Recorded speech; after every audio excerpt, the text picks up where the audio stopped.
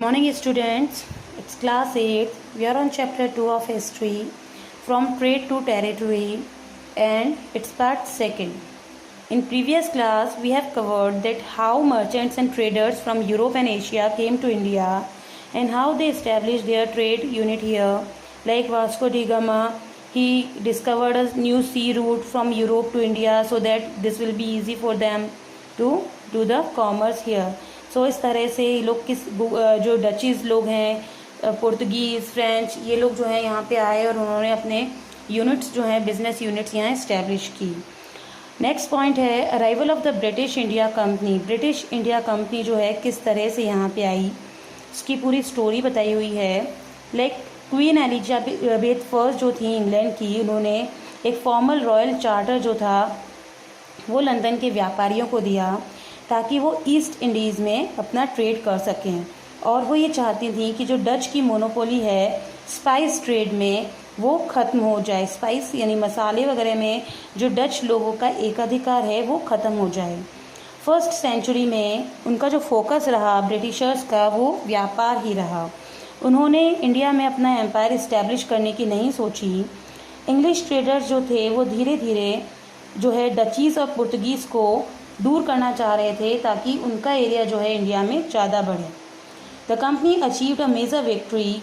तो battle of Swally हुआ था सुवाली में 1612 में सूरत में, जिसमें कंपनी ने पुर्तगीज़ के ऊपर अपनी विजय हासिल करी। The company decided to explore the feasibility of gaining a territorial foothold in mainland India with official sanction from both Britain and the Mughal empire. अब ये लोग चाह रहे थे कि ठीक है, आसपास के एरियाज़ जो थे उसमें तो व्यापार कर रहे हैं, अब जो मेन लैंड है इंडिया की उसमें हम व्यापार करना चालू करें। तो उसके लिए वो ब्रिटेन से भी चाह रहे थे कि वहाँ से भी हमें सैंक्शन हो जाए कि हाँ we are able to do it, और वो मुग़ल एम्पायर से भी रिक्वेस्ट करना चाह रहे थे।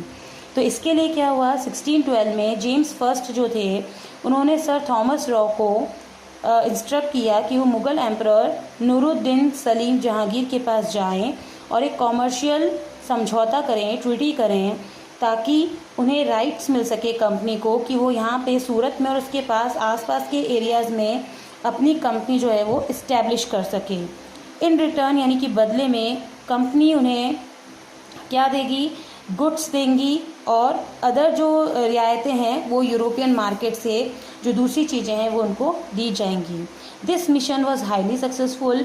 ये मिशन उनका सक्सेसफुल रहा और जहांगीर ने सर जेम्स को सर थॉमस रॉ के थ्रू एक रिटर्न लेटर भेज दिया।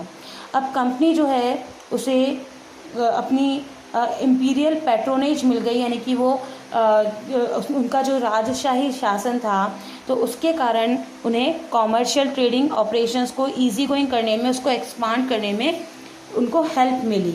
उसके अलावा जो पुर्तगीज़ थे उनसे एक बहुत बड़ा हिस्सा जो था व्यापार का उन्होंने ले लिया।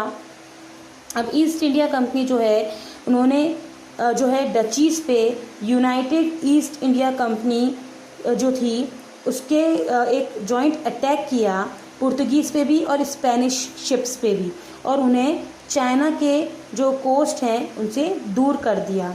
जिससे क्या हुआ, EIC जो पोर्ट्स जो हैं वो चाइना में सिक्योर हो गए। EIC यानी ईस्ट इंडिया कंपनी के जो पोर्ट्स थे वो। The British East India Company was fiercely competitive with the Dutch and the French throughout the 17 and 18 century. अब क्यों, क्योंकि 17 और 18 सेंचुरी में डच और फ्रेंच के साथ ईस्ट इंडिया कंपनी के बहुत सारे वॉर्स वगैरह हुए, क्योंकि वो पूरे स्पाइस आइलैंड्स पे अपना मोनोपोली चाहती थी, अपना एकाधिकार चाहती थी। क्योंकि जो स्पाइसेस जो थे, मसाले वगैरह जो थे वो केवल इन्हीं आइलैंड्स पे मिलते थे, जैसे कि paper, ginger, nutmeg, clove, cinnamon, तो ये सारे जो हैं, और इनसे जो प्रॉफिट होता था 400% जो थी एक वोयाज यानी एक ही समुद्री यात्रा से 400% तक का उनको प्रॉफिट होता था।